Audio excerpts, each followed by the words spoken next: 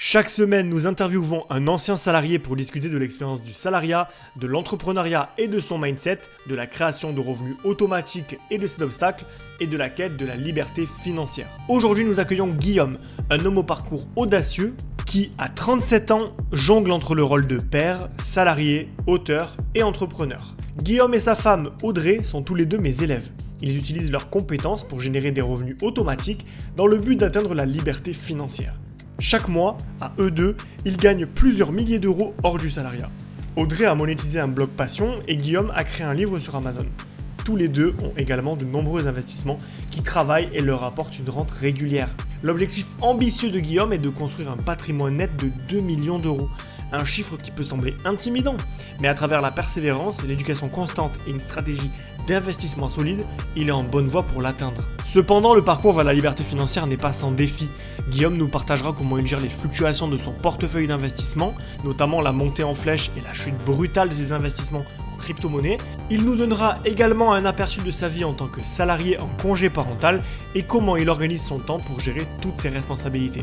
Et bien sûr, nous discuterons de la façon dont Guillaume et Audrey abordent ensemble les questions financières, une dynamique délicate mais cruciale pour chaque couple qui vise la liberté financière. Alors préparez-vous pour une discussion inspirante et instructive. Faites-vous une bonne tasse de café ou de thé, installez-vous confortablement et plongeons ensemble dans le voyage entrepreneurial de Guillaume et Audrey. Préparez-vous à découvrir un parcours jalonné de hauts et de bas, de prises de risques audacieuses et d'un engagement sans faille envers leur objectif. Allez, c'est parti. Donc Guillaume, merci d'être avec nous. Oui, merci Johan, bonjour à tous. Donc, tu as 37 ans, tu es marié à Audrey et tu es père de famille. Pourquoi je te connais et pourquoi je connais déjà Audrey ? Parce que vous êtes tous les deux mes élèves. Alors, Audrey a déjà participé au mentorat de la liberté pour monétiser son blog Passion. Donc, elle a transformé son blog Passion en blog rentable. Et toi, tu as rejoint ma formation Vivre de sa plume, qui est une formation pour apprendre à créer un livre sur Amazon. Donc, la première question que je voudrais te poser, Guillaume, c'est est-ce que tu peux m'en dire plus sur tes projets entrepreneuriaux et les projets de Audrey et un petit peu savoir ce que vous faites et quels sont vos résultats. Oui, bien sûr. Voilà, donc on a l'objectif avec ma femme du coup d'obtenir la liberté financière sur le moyen terme. Donc on essaye de développer des revenus, on va dire, aussi bien d'investissement liés au capital, et aussi on essaye d'avoir des revenus un peu passifs avec des petits projets entrepreneuriales, avec des revenus passifs, avec du capital et puis avec un petit peu d'entrepreneuriat. Ok, est-ce que tu peux nous expliquer un petit peu plus en détail quels sont ces projets-là ? Ton projet, alors ton livre, qu'est-ce que tu en as fait ? Est-ce que tu en as un deuxième sur le feu ? Raconte-nous un petit peu. Non, moi je suis passionné d'investissement et effectivement j'étais tombé sur tes vidéos sur YouTube. Donc j'ai pris ta formation et en la suivant de A à Z, j'ai pu du coup écrire mon livre. Je pense que j'ai pu mettre 6 mois quand même à l'écrire. Voilà, donc c'est devenir millionnaire pour ceux que ça peut intéresser. Voilà, donc déjà, j'ai un projet personnel pour moi, pour mes enfants, un petit peu de transmission de savoir. Et puis aussi avec cette idée de faire un complément de revenus passif. Parce que c'est vrai avec Amazon KDP, c'est quand même un business. Une fois que c'est écrit, une fois que c'est fait, c'est vraiment 100% passif. Donc ça, c'est vrai que c'est appréciable des fois d'avoir des ventes de livres. Voilà, on est chez soi, il y a un livre qui se vend, ça fait un petit revenu passif, c'est assez agréable, c'est valorisant. Et puis j'ai de très bons retours également sur mon livre. Voilà. Mais c'est vrai que pour l'instant, j'ai pas de projet pour l'instant d'en écrire un second, mais peut-être à l'avenir. Ok. Et combien il te rapporte ton livre en général, au début, maintenant, comment ça évolue ? Alors c'est vrai que c'est assez variable. Les bons mois, je peux en vendre une vingtaine, donc que ce soit du Kindle ou du livre rocher. Et les mauvais mois, je peux descendre quand même à 5-6. Voilà, donc c'est assez variable. Après, c'est vrai qu'il y a des périodes aussi où je fais un petit peu de publicité. Donc on va dire que voilà, si j'ai 5-6 € à peu près par livre, il faut quand même déduire la publicité que je mets pour avoir le bénéfice réel. Puis voilà, donc avec la pub, on fait aussi des petites erreurs. Des fois, ça marche bien. Des fois, j'arrête une pub et en fait, je me rends compte que ça marchait mieux avant. Des fois, c'est pas toujours bien évident de bien calibrer la publicité. Ok, donc en gros, tu fais, si je dis pas de bêtises, en sachant qu'un livre te rapporte entre 5 et 6 euros en moyenne, Oui, tu vas faire entre 30 et 100 euros par mois, quoi, avec un livre, c'est ça? c'est ça. Voilà. C'est tout à fait ça. En sachant que, bon, toi, tu l'as écrit à une époque où l'intelligence artificielle n'existait pas encore, en tout cas, elle n'était pas Oui, développée comme aujourd'hui. Et oui, aujourd'hui, en fait, un livre, tu as mis 6 mois pour l'écrire, avec les outils qu'on a aujourd'hui. Je dis pas qu'on peut l'écrire à 100% avec l'IA, parce que la qualité est pas encore suffisante par rapport à un humain qui va l'écrire, qui va émettre ses tripes. Et ce sera probablement toujours comme ça, on verra bien ce que l'avenir nous réserve. Mais en tout cas, on peut déjà mâcher une grande partie du boulot, notamment l'organisation, trouver des idées de choses à dire, de peut-être corriger même le livre, tu vois. Il y a des gens qui allaient payer des gens, alors que maintenant on peut le faire presque automatiquement avec toutes ces nouvelles intelligences artificielles. L'illustration aussi du livre. Donc on est aujourd'hui dans une période où, ok, un livre rapporte entre 20 et 100 euros par mois, mais par contre, si vraiment tu t'y mets bien, tu peux créer 5, 10, 15 livres en peut-être une année, quoi. ouais, c'est avec l'intelligence artificielle, c'est vrai que c'est très intéressant pour avoir un gros gain de temps. C'est une technologie géniale. En plus, je pense que ça va encore progresser. C'est une possibilité pour en écrire davantage, ouais, c'est sûr. Et comment se développe le projet de Audrey, du coup, qui a un blog sur sa passion, justement? Ben, en vrai, ça marche également plutôt pas mal. Mhm. Elle vend des produits vraiment très régulièrement. Donc son blog, c'est simple comme mariage pour ceux qui veulent regarder. Je mettrai tous Et les liens en voilà. description, hein, de ton livre et justement Ouais. du blog de Audrey. Et du coup, elle a quand même un produit phare, entre guillemets, qui se vend beaucoup plus que les deux autres, qui est la Gazette des mariés. Donc ça, elle en vend très régulièrement. Voilà. Et les deux autres produits, ça reste plus rare.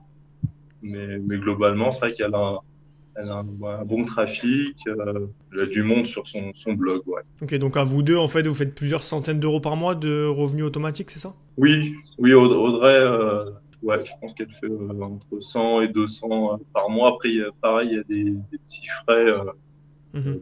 les noms de domaine, des choses comme ça, où elle utilise également Podia. Ouais. Voilà, donc elle a quelques frais.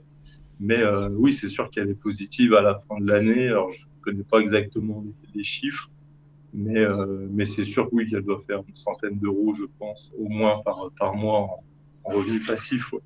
Bon, bah c'est top, félicitations en tout cas, parce que vous vous êtes lancés tous les deux et du coup vous avez des résultats, donc bah, ça doit vous donner envie d'en faire d'autres, j'imagine. Oui, c'est ça. Après, il faut. Bon, moi, j'ai un petit peu plus le temps. Audrey travaille beaucoup, donc c'est pas évident. Elle essaie aussi déjà d'entretenir son blog.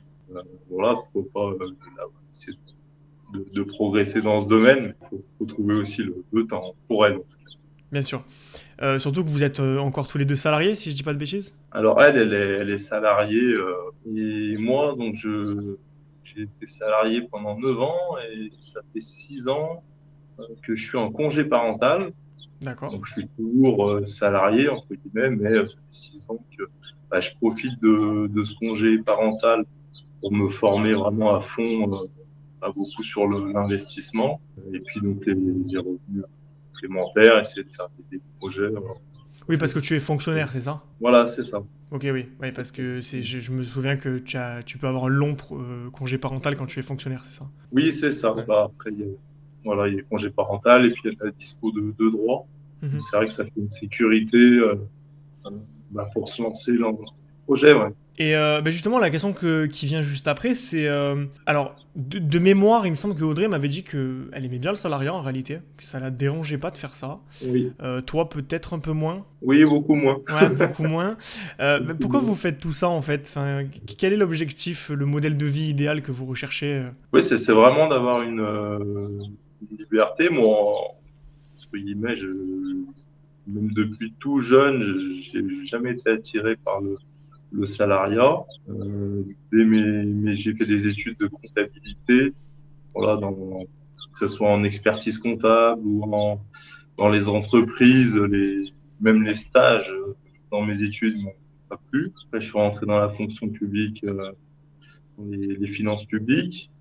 Et puis c'est vrai que j'ai travaillé 9 ans, mais ça a été, on va dire, ouais, long, compliqué, avec beaucoup des fois des tâches très répétitives sur toute une journée où le temps carrément s'arrête. Hein. À chaque minute, la minute n'avance pas. C'est vraiment long. Et puis c'était des métiers aussi parfois difficiles. Donc, par exemple, recevoir 100 personnes qui ont des problèmes financiers, par exemple, à la caisse, c'est assez compliqué. On avait aussi également beaucoup de burn-out dans les équipes, de dépression, quand même des métiers assez difficiles. Donc moi, c'est vrai que dès que j'ai pu, j'ai pris le congé parental. Et c'est vrai que nous, on a fait un petit peu l'erreur de ne pas se former assez jeune. On a travaillé de 22 à 30 ans, on n'a fait que travailler, entre guillemets. On ne s'est pas formé ni sur l'investissement, ni sur l'entrepreneuriat. Et en fait, on s'est lancé dedans à 30 ans, mais là, plus à fond, entre guillemets. Voilà, c'est une petite erreur à reproduire pour tes auditeurs. Voilà, se former vraiment le plus tôt possible, c'est vraiment très important.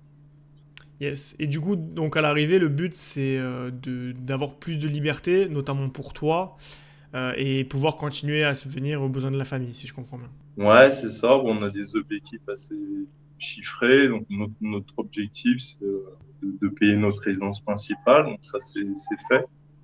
Et on aimerait bien, bon, on est quand même quatre avec les enfants. On a quand même un niveau de vie un petit peu, voilà, qui est un petit peu élevé. Donc, on aimerait bien, en plus de la résidence principale, avoir à peu près 5 000 euros de revenus passifs. Mhm. Que ça soit des revenus passifs liés au capital, voilà, épargné et investi, ou des revenus passifs liés à l'entrepreneuriat. On aimerait atteindre ces chiffres-là. On sait qu'il va nous falloir quelques années quand même C'est clair. de progression. Oui, si vous arrivez à 5 000 euros par mois de revenus passifs, qu'est-ce que vous faites du coup? Vous arrêtez de travailler? Vous continuez? Je pense que Audrey ne sait pas parce qu'elle est assez passionnée par son travail, donc c'est possible qu'elle continue. Mhm. Elle ne sait pas vraiment. Moi, ce qui est sûr, c'est que je ne voudrais pas reprendre. Après, c'est vrai que j'aimerais bien avoir des petits projets entrepreneuriaux, continuer à avoir beaucoup de connaissances dans l'investissement, à faire beaucoup d'investissements. Donc ça, c'est quelque chose qui me passionne. Donc de toute façon, on resterait actif, entre guillemets, mais c'est vrai qu'il y a plus de liberté, peut-être un peu plus de vacances. Faudrait là, assez peu de congés, donc si on peut avoir un petit peu plus, voilà, être un peu plus maître de son temps, ça serait déjà chouette. Ouais. Ok, très bien. Donc tu m'as mentionné que tu étais en congé parental, que tu avais 2 enfants, c'est ça? Oui, c'est ça. Ok, donc tu as une vie de famille bien remplie. Et la question que je me pose, c'est comment est-ce que tu fais pour trouver du temps pour investir, te former, entreprendre avec cette vie? Comment tu fais justement? Quels sont tes conseils que tu pourrais donner aux gens qui ont une famille et qui veulent trouver du temps précieux pour tout ça? Oui. Pour moi, c'est vrai que j'ai quand même le temps des siestes. Donc, c'est vrai que au moins la sieste de l'après-midi. Après, les enfants vers 20h30. Donc, ça laisse aussi la soirée pour bosser. Donc, c'est vrai qu'il faut quand même de la discipline quand même. Il y a peu de temps pour être efficace, se former, et puis passer à l'action derrière, agir. Puis ma femme aussi est très courageuse. Donc, elle rentre du travail à 19h. Elle s'occupe des enfants jusqu'à 20h30. Elle est capable de rebosser derrière 2 à 3 heures dans la soirée. Voilà, donc elle a vraiment que la soirée. Moi, j'ai quand même plus de temps des siestes, voilà, ou la soirée, j'arrête. Voilà. Et puis, je peux aussi me former quand même avec les enfants sur YouTube, par exemple. Je peux écouter des vidéos tout en m'occupant d'eux, entre guillemets. Voilà. Se former, c'est possible, même avec les enfants. On a un peu plus de temps, des fois, les week-ends également. Ouais, disons que c'est de l'optimisation en fait. Il faut trouver les bons moments et travailler de manière intensive pendant ces moments-là, j'imagine. Ouais, c'est ça. Voilà, on va vraiment. C'est vrai qu'on des fois on a tendance un petit peu. Moi, je regarde mon portable, etc. Et j'essaye justement, si j'ai 2 heures à travailler, je regarde plus WhatsApp, mes mails, je mets plus à jour. Je me mets vraiment dans une bulle pendant 2 heures. Et là, j'arrive à être un petit peu efficace. Sinon, c'est vrai que des fois, on a tendance à vite se disperser. Bon, on est souvent dérangé finalement. Puis Bien le sûr. temps de se remettre dedans, etc. Voilà. C'est vrai qu'on essaye de bien se concentrer sur le temps qu'on a. Ouais. Ouais. Ouais, d'ailleurs, la technique du Pomodoro, je sais pas si tu la connais. Non, je connais pas. En fait, c'est inspiré, tu sais, Pomodoro, ça veut dire tomate en italien, et ça vient en fait, tu sais, les tomates que tu tournes minuteur, là, de nos grands-mères. Tu tournes et ça sonne. D'accord. Bon, c'était l'ancêtre des minuteurs sur les téléphones. Et en gros, c'est une technique où tu travailles 25 minutes, donc tu as un timer sur ton ordinateur, et toutes les 25 minutes, on te demande de faire une pause de 5 minutes, puis tu D'accord. recommences ce cycle-là. Et en fait, justement, ça permet de cadrer les temps où tu vas pouvoir te disperser, regarder ton téléphone, faire autre chose, et les moments où tu vas vraiment être focus et ne rien faire d'autre que travailler. Et l'avantage en fait de cette technique, c'est que c'est vraiment optimisé pour que le cerveau humain reste vraiment connecté, parce que 25 minutes, c'est à peu près, enfin pas le maximum, mais en tout cas c'est une durée optimale pour ça. Et si tu veux en fait le fait de travailler que 25 minutes, ça t'oblige aussi à faire l'essentiel, parce que t'as pas beaucoup de temps. D'accord. Tu vois, c'est un peu si tu as 3 heures pour faire une action, tu vas mettre 3 heures pour la faire. Mais si tu que Ouais, 25 minutes, tu vas essayer d'optimiser au maximum. c'est vrai. Ça, c'est vrai. Ça a un nom, ça, je crois, mais je ne me rappelle plus. Pareil, j'arrive jamais à retrouver le nom de ce truc-là. Ouais. Mais c'est vrai qu'il faut avoir des. On a toujours tendance à allonger un petit peu. C'est vrai que pour être efficace, moi, c'est une bonne technique. Je ne connaissais pas. 25 minutes de travail et 5 minutes, on va dire, de pause. Et, ouais, c'est intéressant. C'est ça. Et tous les 4 cycles, il faut faire une pause de 15 minutes. C'est là où on va plus prendre de temps pour vraiment décompresser. Et on fait ça en fait. Et si tu veux, 25 minutes, c'est rapide, hein. Tu fais ça 2 fois, t'es quasiment à 1 heure en fait. Donc au Ouais, final, tu travailles 3, 4, 5 heures sans même t'en rendre compte. Alors que justement, si je te dis bosse 5 heures, ça va peut-être te refroidir tout de suite, quoi. ok. Tu es dans une optique de minimalisme, donc tu souhaites épargner ou tu le fais déjà, et tu m'as dit que tu voulais faire jusqu'à la moitié de ce que tu gagnes. C'est déjà le cas. Alors, c'est vrai que ça, c'est intéressant et je pense que ça a été notre force à nous. C'est qu'en fait, dès nos premiers salaires, on était déjà en couple à 22 ans. Et dès nos premiers salaires, on a mis au moins 10% de côté de ce qu'on gagnait. Parce qu'au début, on touchait peu. Et au fur et à mesure des années, chaque année, on mettait une grande partie des augmentations qu'on avait en épargne. Donc, par exemple, si on gagnait tous les deux à 200 euros de plus par mois, par exemple, on augmentait nos dépenses peut-être de 50 euros par mois et notre épargne de 150 euros par mois. Et c'est vrai que ça, on était bien disciplinés, bien rigoureux là-dessus, d'année en année. Ça qu'on suit nos comptes de près. Et c'est vrai que bah, au bout de 15 ans, maintenant, on est plus de 50% d'épargne de côté. Bon, les salaires ayant quand même augmenté. Donc, et c'est vrai que là-dessus, moi, ce que je donne comme conseil sur l'épargne, c'est qu'on a des objectifs et un plan avant le début d'année. C'est-à-dire quand on est avant le 1er janvier, on va dire, bah, cette année, on a tant de revenus. Bon, je prends un exemple, c'est un foyer à 5 000 euros de revenus. On peut décider, nous, de dire on va dépenser que 3 000 euros par mois. Et chaque mois, on vérifie qu'on est dans les temps, entre guillemets. Ah, tu sais que tu as Voilà. un budget journalier par exemple de X euros, et tu dois pas dépasser ce budget journalier, c'est ça? Nous, on le fait par mois, Ok. mais oui, c'est la même idée. Et, euh, et donc, voilà, on a un objectif d'épargne mensuel et annuel. Et on s'y tient, quoi qu'il arrive, entre guillemets. Donc là, sur les 10 dernières années, on a 9 fois sur 10, on a atteint nos objectifs. Et chaque année, on augmente l'objectif d'épargne qui nous permet de pouvoir investir régulièrement. Parce que bah, sans épargne, il n'y a pas d'investissement. C'est vrai que je dirais même plus loin, sans épargne, à part peut-être oui, les livres Amazon qui sont vraiment gratuits, mais c'est vrai que par exemple pour les blogs, le e-commerce, Oui, il y a des il y a frais, quand quoi. même tout. Voilà. Et puis même pour l'investissement immobilier, avant on pouvait en faire sans apport. Maintenant c'est devenu très compliqué. Donc si on n'a pas l'épargne pour mettre l'apport, on peut plus faire d'investissement immobilier. Donc je pense pour réussir c'est la base et ça me paraît obligatoire pour tout le monde. Question un petit peu plus perso avant qu'on passe à la question des investissements, parce que ça m'intéresse de savoir ce que vous avez à raconter sur ça. Juste avant, t'as plaisanté sur le fait que ta femme dépensait plus d'argent que toi. Et justement, ça m'a inspiré une question. Donc, Audrey et toi, vous êtes un couple qui avait des Oui, objectifs communs. Comment est-ce que tu gères les divergences de point de vue sur la gestion de l'argent au sein du couple, s'il y en a? ouais, c'est intéressant. Oui, effectivement, moi j'aurais un profil un peu moins dépensier, un peu plus épargnant, un petit peu plus minimaliste. Et ma femme, pas forcément.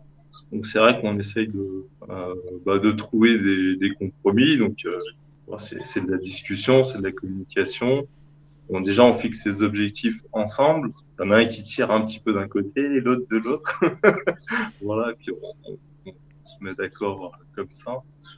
Mais, mais effectivement, moi, c'est vrai que j'aurais un profil assez minimaliste, surtout sur les objets. Et par contre, je suis plus prêt à dépenser. On aime bien voyager, on aime bien faire des week-ends, voir des amis, faire des restaurants, des choses. On est tous les deux, on dépense un peu plus sur les expériences que sur les objets. Mais c'est vrai que sur les objets, moi, j'aurais vraiment besoin de pas grand-chose, quoi. Ouais, tant que t'as un objet qui remplit sa fonction, t'as pas besoin d'un nouveau, quoi, en fait, c'est ça. Ouais, c'est ça. Ouais, non, c'est vrai que c'est de la discussion. Bon, mais c'est vrai qu'il faut pas être à l'opposé non plus, parce que c'est vrai que c'est compliqué. Si t'en as un qui est très épargnant et l'autre qui est très dépensier, là, ça va être dur de se mettre d'accord, je pense. Mais Et puis surtout, si t'as pas le même objectif de vie, c'est-à-dire que si une personne veut la liberté financière et puis une personne s'en fout et vit au jour le jour pour rester salarié, bah, ça peut poser problème, en fait, de vivre ensemble pour ça, tu vois. ouais, non, c'est ça. Bon, on peut pas tous être pareil, mais c'est vrai Bien qu'il sûr. faut pas être trop loin non plus pour trouver les bons compromis. Puis voilà. Oui, parce que pour une personne dépensière, pour quelqu'un comme toi qui est très épargnant, on pourrait dire limite que tu es tout près de tes sous, ou que ou que tu fais que tu thésaurises, tu vois, que tu mets de l'argent de côté sans jamais le dépenser. Donc, il y a des gens qui ne comprennent pas ce mode de vie, tu vois. Ouais. Ils disent l'argent, ça sert à être dépensé, point barre, en fait. Après, c'est vrai que quand on a des fois les premiers, je prends un exemple, mais par exemple, deux PEL, 50 000 euros, ouais, ça c'est très peu de risques. Mais si on arrive à épargner cette somme de 100 000, hein, qui est une grosse somme, mais ben, ça peut rapporter voilà, 200, 250 euros par mois, on fait strictement rien. Et c'est vrai que des fois on a des revenus complémentaires comme ça, passifs, qui sont même pas risqués, bah, c'est vrai que c'est quand même bien, ça peut motiver aussi, je Bien sûr. Donc, on va en arriver à la partie investissement. Quels sont-ils aujourd'hui? Quels sont les résultats que tu as obtenus? Dis-moi un peu plus. Et donc nous, ouais, donc moi je suis vraiment passionné d'investissement, donc j'en ai étudié énormément. À l'intérieur d'un investissement, ben, par exemple, sur les actions, on peut investir de plein de manières différentes. Donc moi, je suis plutôt partisan un peu de tout ce qui est passif, un petit peu, tu peux connaître, c'est sur les ETF, voilà, les choses comme Bien ça. sûr. Donc nous, on est parti vraiment moi, je prends l'image de la pyramide et on met, on va dire, au début des gros pourcentages entre guillemets sur les investissements plus risqués. Donc on a, bah nous, notre gros pourcentage c'est la résidence principale c'est quand même cher. Donc, voilà. Après, on a toujours de l'épargne de sécurité. Donc ça, je sais pas ce que tu préconises toi, mais 2, 3 mois en nous, général, ça dépend après si t'as une famille ou si t'es célibataire, tu vois. nous, on met un peu plus quand même. On met autour de 6 mois en épargne de sécurité. Donc une résidence principale. Moi, je trouve que quand on est stable, après, ça dépend des villes, mais c'est vrai que à partir de 5, 6 ans, je trouve que c'est intéressant d'acheter de la stabilité. Et puis après, voilà, on va monter un petit peu. On a toujours, nous, des PEL, des fonds euros, ou un peu des obligations, un petit peu la partie la moins risquée. Après, on a un petit peu d'immobilier papier, donc ça, c'est plus le SCPI. SCPI, ouais.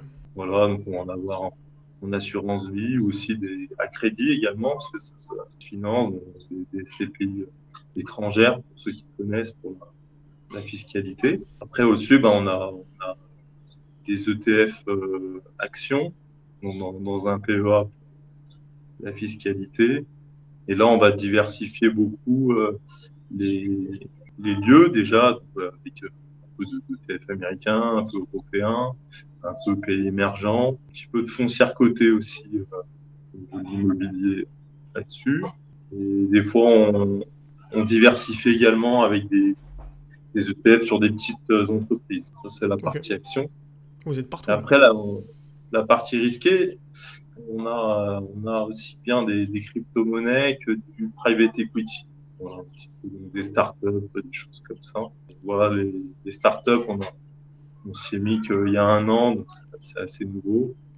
Et les cryptos, ça fait déjà 5 ans qu'on investit. Et c'est vrai que pour ceux qui peuvent, je pense que c'est bien aussi d'avoir des investissements un petit peu risqués parce que si tu arrives à faire un x10 sur même une petite partie d'argent, ça booste un petit peu le patrimoine net. Pour ceux qui peuvent, je trouve ça intéressant. Je pense qu'il y a peu de Français qui ont des investissements risqués et je pense qu'il faut arriver à les mettre en place pour booster son patrimoine. Mais rien que la bourse, tu vois, qui n'est pas risquée, enfin ça dépend où tu investis, mais globalement la bourse n'est pas plus risquée que notre investissement. Je crois que j'avais vu qu'il y avait que 10% des Français qui possédaient des actions. Ouais, Donc ouais, c'est ça. c'est très peu. Je crois même pas dit. C'est ça. Moi, c'est vrai que de voir que pour ceux qui connaissent pas, par exemple, le S&P 500 délivre du 10% net, un peu plus de 10% net depuis une centaine d'années Ouais. facilement. Ouais. Et ça, c'est vrai que moi, c'est une information que, avant de me former à 30 ans, que je ne connaissais pas. Et, du coup, on n'entend parler que des crises boursières finalement aux infos. Et je pensais pas que c'était aussi facile de pouvoir avoir du 10% net qui est quand même quelque chose de. Enfin, il faut tenir la volatilité quand même, prendre le temps, c'est du long terme. Mais c'est vrai que savoir juste des petites choses comme ça, je trouve on y voit différemment, quoi. Complètement, ouais. C'est vrai que la plupart des gens pensent que la bourse, c'est vraiment typiquement ce qu'on voit au cinéma. Des gens dans des salles qui crient et qui disent oh non, on a tout perdu, tu vois. Sauf qu'en fait, il y a 1 million de stratégies vraiment Ouais, diversifiées qui permettent de ne pas prendre de risques, notamment le S&P 500, pour ceux qui ne connaissent pas. C'est un groupement d'actions des 500 entreprises américaines les plus puissantes, ou en tout cas dans un domaine spécifique, souvent dans la tech. Et donc, quand on a une petite part de Apple, de Facebook, de Twitter et compagnie, effectivement, le risque que toutes les entreprises tombent en même temps, il est il est quasi nul, tu vois. Peut-être qu'il y en a une qui va tomber ou deux. Mais dans ce cas-là, le risque va être vraiment soutenu par les 498 autres. Donc au c'est ça. final, sur effectivement les 100 dernières années, on a vu que on gagnait à peu près 10% par an. Ça ne veut pas dire qu'on fait 10% tous les ans. On peut faire moins 20 une année et faire C'est ça. plus 30 la suivante. C'est comme ça que ça fonctionne. Mais globalement, si on accepte de rester dans un horizon de temps à 5, 10, 15 ans, on peut largement valider le fait qu'on va être en positif.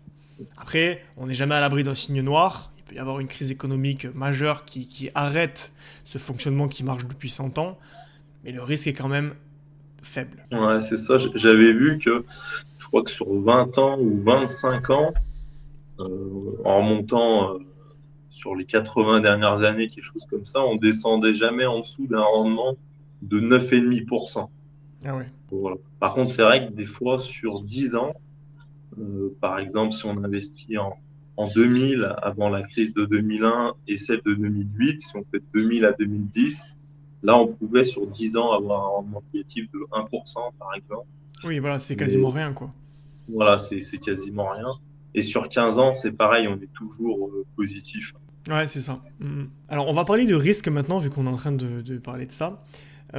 Tu m'as partagé une anecdote sur laquelle tu as investi en crypto-monnaie, bon, qui, je le rappelle, est un investissement relativement risqué quand même, plus que la bourse en tout cas, plus que l'immobilier, bien que, si on connaît la stratégie des cycles, déjà, on enlève une partie de ce risque-là. Tu es passé de 200 000 euros de crypto-monnaie. Donc, tu avais investi 20 000, si je dis pas de bêtises. 20 000. Tu es C'est monté à ça. 200 000, donc tu as fait Ouais. x10. C'est quand même Ouais. énorme. Et tu es redescendu à 45. Donc, tu es toujours en positif. Mais bon, il y a quand même eu un énorme écart entre les deux. Comment cette expérience, elle a influencé tes futures décisions d'investissement? Qu'est-ce qu'elle t'a appris? Ouais, c'est sûr, bah, au niveau émotionnel, c'est pas évident parce que c'est vrai alors c'est vrai qu'au début, on avait quand même, au début, on avait perdu 70% très rapidement parce qu'on a commencé à investir en 2018, qui était une année baissière. Donc, je crois qu'on a commencé à investir, par exemple, ceux qui ont des références sur le Bitcoin à 6 000, on est passé à 3 000. On a commencé tout de suite à moins 70%. Après, on est monté jusqu'en novembre 2001, effectivement, à plus de 200 000. Donc là, c'est vrai qu'il y a un petit côté euphorique. On pense que ça va, Jamais arrêté. voilà, on pense que ça va jamais s'arrêter. Et c'est vrai que moi, je suivais quand même des indicateurs crypto long terme, 6-7. Et en fait, beaucoup sont trompés. Tout le monde annonçait du coup le Bitcoin au-dessus de 100 000, 130 000. Et c'est vrai qu'on était monté qu'à 69 000. Donc moi, j'avais mis quand même des paliers de revente, mais au-delà de 100 000 euros pour le Bitcoin. Et du coup, bah, en fait, j'étais assez loin de mon premier palier de revente. Donc, là, tout 2022, ça a baissé, baissé, baissé. Donc là, oui, c'est vrai que émotionnellement, bah, c'est un petit peu dur parce qu'on passe de l'euphorie un petit peu à la bérésina, entre guillemets. Même Ça, si tu c'est étais vrai quand que, même en positif de 20 000, 25 000 même. ouais. Mais c'est vrai que je crois qu'il y a des études qui disent que quand on gagne, c'est plus dur de perdre que gagner la même somme, entre guillemets. Voilà. C'est vrai. Alors, c'est vrai que pour moi, tant qu'on n'a pas vendu crypto, bon, on n'a pas gagné, parce que c'est très très volatile. Mais c'est sûr que voilà, c'est vrai qu'il faut être assez costaud. Alors moi, je suis toujours optimiste et positif, et puis on investit sur du moyen long terme dessus. Et pour moi, là, on est reparti sur un cycle, et j'espère que s'il y a à nouveau un bull market à l'avenir, bah, que là, je serai mieux vendre au bon moment, ou peut-être être un petit peu moins ambitieux, quoi. Peut-être voilà, voilà, un peu plus faire quelques ventes de certains pourcentages au bon moment pour capitaliser un petit peu sur cet investissement risqué, quoi. Mais c'est vrai que bon, la technologie a l'air de bien fonctionner. Mais voilà, c'est typiquement pour les investissements risqués. Je trouve que la bourse à côté, c'est Oui, vraiment rien en une termes de promenade. volatilité. Hmm. C'est clair. Et du Ah, coup, comment tu fais pour gérer tes émotions dans une situation comme ça? Qu'est-ce que tu conseillerais à une personne qui achète par exemple du Bitcoin et qui va avoir tendance à avoir peur quand ça baisse, qui va être euphorique quand ça va monter? Quel conseil tu lui donnerais? Moi, je pense que c'est bien d'avoir un plan à l'avance défini, surtout un plan de revente. Donc, souvent, pour ceux qui voudraient rentrer, quel que soit le marché, je trouve que c'est bien de rentrer en plusieurs fois. Voilà, dans le temps, sur 1 an, 2 ans, bah, ça permet un peu de lisser le prix de vente s'il y a des chutes assez rapides. Et pour sortir, je pense la même chose, sortir en plusieurs fois, se fixer un plan avec des montants. Voilà, de dire, bah voilà, si le Bitcoin atteint 100 000 euros, je vends 20%. S'il atteint 110, 110 000, je revends 20%, etc. Et de se tenir à son plan, quoi qu'il arrive, entre guillemets. Ouais. Peut-être une bonne idée, mais bon, voilà, j'en suis pas sûr non plus. Non, non, mais le plus dur, c'est vraiment de se tenir pour vendre, je trouve. Parce que autant se tenir pour ne pas vendre, tu vois, c'est pas trop compliqué. Tu te dis, bon, bah tant pis, c'est de l'argent qui est perdu. Tu pars de ce principe-là, tu t'en fous. Par contre, le fait de te dire, je vais vendre alors qu'on est en montée Ouais, fulgurante, on sait à quel point c'est dur parce que on a toujours l'impression que ça va jamais s'arrêter de monter.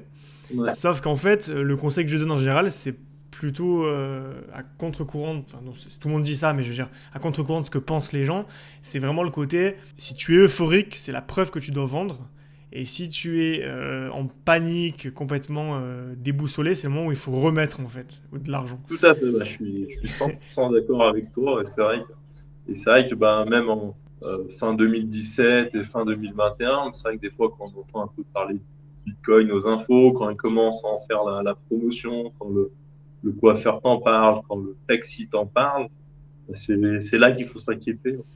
Exactement, ça, c'est oui, c'est ça. Quand tes parents commencent à t'en parler, c'est que il faut vendre tout ce que tu as dans ton portefeuille, quoi. Exactement. C'est ça. C'est vrai qu'on a toujours peur de vendre trop tôt et de rater la plus grosse partie de la hausse. C'est vrai que Hmm. c'est pas évident.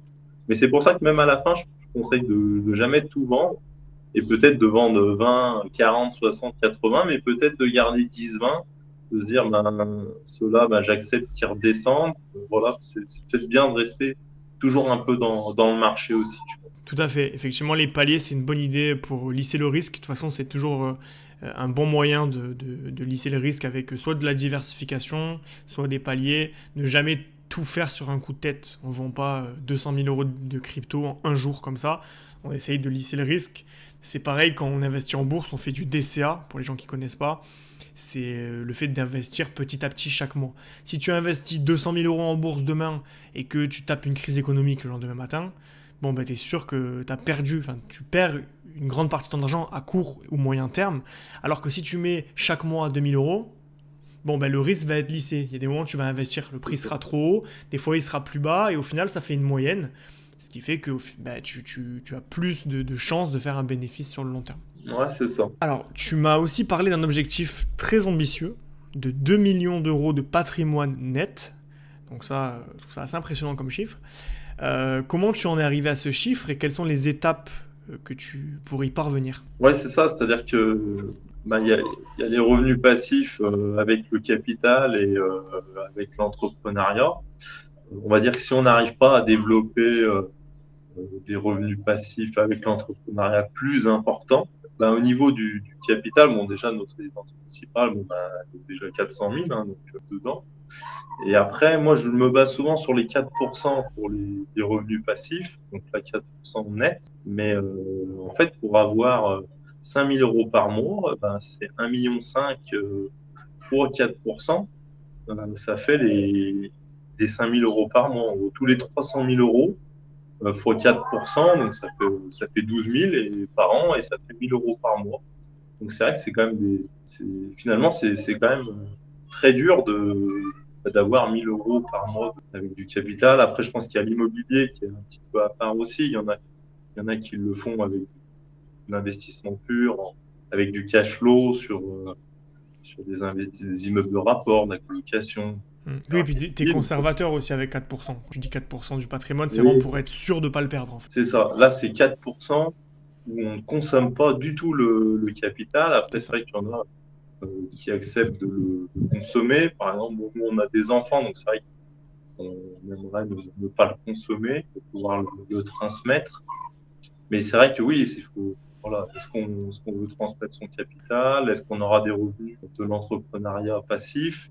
Mais sinon, c'est vrai que c'est quand même des sommes très impressionnantes qu'il faut développer pour avoir des revenus complémentaires, quoi.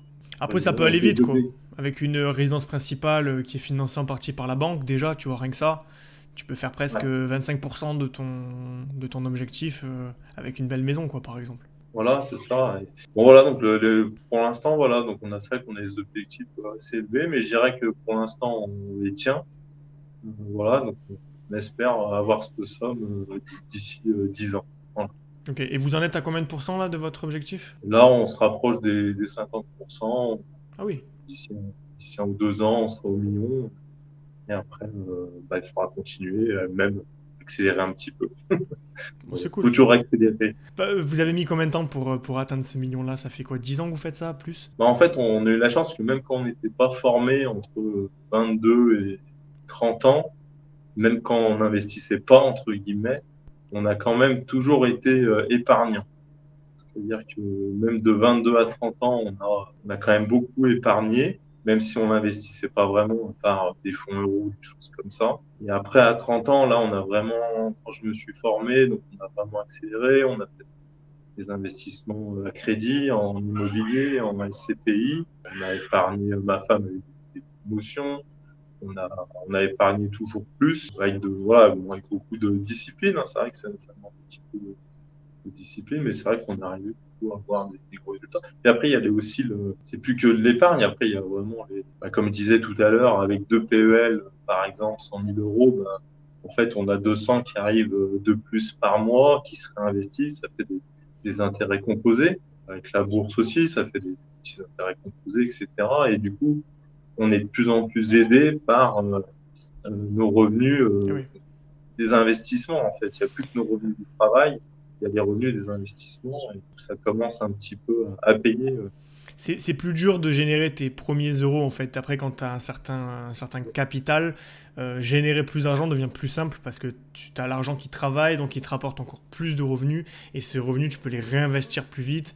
Donc après, c'est un cercle Ouais, vertueux et c'est surtout la boule de neige, quoi. C'est que plus tu as d'argent ouais, investi, plus tu peux devenir riche en fait sans entrave. Le plus dur, c'est vraiment de générer ses premiers 1000 euros, j'ai l'impression. ouais, non, nous, on a vraiment ressenti ce que tu dis, c'est vraiment ressenti. Nous, même pour les premiers 100 000 euros, ils ont été très, très longs. Et c'est vrai qu'après, chaque centaine de milliers d'euros, entre guillemets, va beaucoup plus rapidement. Mais c'est vrai, ce que tu dis, ça se ressent vraiment dans la réalité au début. C'est pas évident. Même dans Là, l'entrepreneuriat, surtout, finalement. C'est-à-dire que les gens ne me croient pas quand je leur dis que c'est plus facile de gagner, de passer de 1000 à 10 000 euros par mois, plutôt que de 0 à 1000. Ils me disent, mais non, c'est pas possible, il y a ouais, 9000 euros entre les deux et l'autre, il n'y en a que 1000. Mais en fait, passer de 0 à 1, c'est le plus dur, en fait. ouais, Après, passer de 500 à 1000 ou de 1000 à 5000, c'est presque une formalité, tu vois. ouais, non, c'est sûr, ça c'est sûr. Mais c'est vrai que ouais, ça demande. Bah, c'est pas facile, surtout que là, bon, il y a beaucoup d'inflation, donc là, il y a des difficultés quand même pour les gens, déjà de pouvoir épargner, quoi. Bon, c'est pas évident, hein, c'est sûr. C'est clair. Tu as mentionné que tu te formes continuellement pour passer à l'action, donc tu es vraiment dans une optique d'apprentissage. Est-ce que tu peux nous partager certaines ressources, méthodes, personnes qui ont été bénéfiques pour toi dans ton parcours? Ouais, c'est vrai que là, dessus, ouais, je me suis énormément formé, donc je suis aussi bien une quinzaine de chaînes YouTube, dont la tienne, donc, mais dans des domaines un petit peu différents. J'en suis par exemple trois sur les cryptos, une sur les CPI, trois sur l'entrepreneuriat. Voilà. J'en suis une quinzaine, mais on va dire dans cinq six univers différents. Moi, j'ai pas hésité quand même, je pense, j'ai quand même dû acheter je pense, une bonne quinzaine de formations. Voilà, bah, pour écrire mon livre, pour une formation pour investir en bourse, en crypto, limite, chaque fois que, comme j'avais pas la connaissance et j'avais pas l'entourage non plus, bah, en fait, j'étais obligé de me former sur chaque sujet, hein. Donc voilà, beaucoup de formations. Donc là, c'est des gens souvent que je suis sur YouTube, que j'apprécie et enfin, on a confiance en eux et puis on achète la formation. Après, souvent, et je n'ai jamais regretté l'achat d'une formation. De temps en temps, voilà, je peux faire des séminaires. J'ai fait deux, trois séminaires que je trouve aussi intéressants en live. Et après, j'ai lu quand même sur le sujet, peut-être sur les différents sujets, une bonne trentaine, une quarantaine de livres également Ok. sur le sujet. Et t'en as écrit un maintenant. Euh, ouais, j'en ai même écrit un. D'ailleurs, Je si suis ça vous intéresse, il sera en description. assez fier de mon livre aussi. Et donc ouais, moi j'ai quand même une soif de connaissances, d'apprentissage, et même presque à mon niveau, c'est presque un problème. Je me forme peut-être trop Hmm. par rapport à ce que je passe à l'action. Il faut trouver le bon compromis entre se former et une fois je dirais qu'une fois qu'on connaît 80-90%, il faut faire après, parce que C'est ça. sinon on peut se former toute sa vie sans passer à l'action. Exactement. Et d'ailleurs, c'est un mode d'investissement que les gens délaissent beaucoup, en fait, l'apprentissage. Souvent, tu sais, on finit les études, on se dit c'est bon, l'État m'a mis une étiquette, j'ai plus besoin d'apprendre jusqu'à la fin de mes jours. Et c'est difficile pour certaines personnes de dire je vais me former. Et à titre personnel, moi, ben voilà, dans mon parcours, j'ai acheté beaucoup de formations. Je me suis beaucoup fait accompagner aussi. Tu vois, je suis coach, mais Ouais. je me fais aussi coacher. Il n'y a pas plus tard qu'il y a un an, j'avais un coach qui faisait 10 fois mes revenus, qui avait un business 10 fois plus gros. Donc, en fait, il faut toujours se faire coacher par des personnes qui sont mieux que nous dans un domaine, Oui. d'un point de vue technique. Parce que ben, justement, on prend un raccourci incroyable. Et j'aurais pas ce discours si on vivait 500 ans, tu vois. Parce qu'on dirait, bon, c'est bon, on a le temps, on s'en fout. Mais à l'échelle d'une vie humaine, quand on y pense, on commence à s'intéresser à ce genre de trucs, on a quoi? On a 20 ans. Pour ceux qui ont de la chance, il y en a qui s'intéressent à 40, 50 ans. Bon, Ouais. au final, tu vois, il te reste combien de temps entre les deux pour réussir à avoir la liberté financière? pas tant que ça. Donc, il vaut mieux se former et l'avoir dans 1-2 ans plutôt que attendre, ou du coup galérer pendant 10 ans et se dire, bon, ben j'ai gaspillé 10 ans de ma vie à essayer des choses que les autres auraient pu m'apprendre tout de suite. Je trouve que des fois, payer une formation, ça t'engage aussi beaucoup plus à mieux la suivre et à appliquer derrière. Parce que moi, des fois, par exemple, j'achète des livres, par exemple, je les trouve géniaux. Je veux le partager avec des gens qui n'ont pas acheté, par exemple, et ça les intéresse moins une formation. Passer à l'achat, ça engage, je trouve. Ouais, tout à fait, tu prends une décision en fait en le faisant psychologique de dire c'est bon, je le fais. Alors qu'effectivement, si tu fais que regarder des vidéos par-ci par-là, tu peux le faire, hein. Honnêtement, tu peux apprendre à faire n'importe quoi avec YouTube et compagnie, mais c'est juste en fait, c'est pas un raccourci quoi. Voilà. Ça sera la version longue et le chemin le plus parsemé d'embûches. Après, si tu as de l'énergie à revendre, pourquoi pas. Mais des fois, quand on compare le bénéfice et les risques, tu prends pas trop de risques, tu vois. Enfin, moi, j'ai acheté pas mal de formations, comme je te dis, elles m'ont vraiment propulsé, en fait. Même si ça n'empêche pas d'expérimenter aussi. Parce qu'il y a des choses qu'on va remettre en question, on va développer nos propres méthodes dans la méthode qu'on nous a enseignée. On ne suit pas non plus comme des zombies tout ce que la personne nous dit sans jamais rien remettre en question. C'est plus une feuille de route, en fait. Et c'est vrai que l'idéal, moi, pour mes enfants ou mes cousins qui sont proches, euh, voilà, il faudrait se former même avant de commencer à travailler. C'est-à-dire qu'arriver, parce qu'on commence à travailler à 22 ans, il faudrait déjà avoir plein de connaissances d'investissement qui sont pas du tout apprises à l'école.